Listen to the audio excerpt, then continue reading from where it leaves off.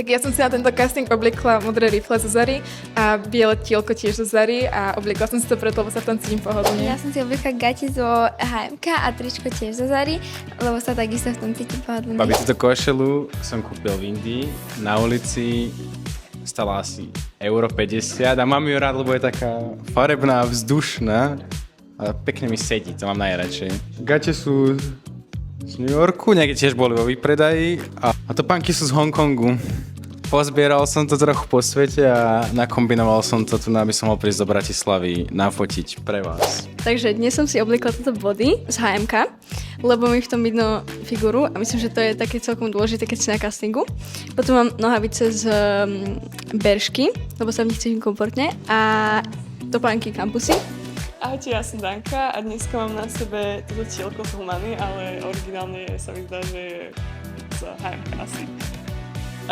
Tieto gate mám tiež z H&M a tieto topánočky mám z Deichmannu, kúpala som si ich na Stužkovú.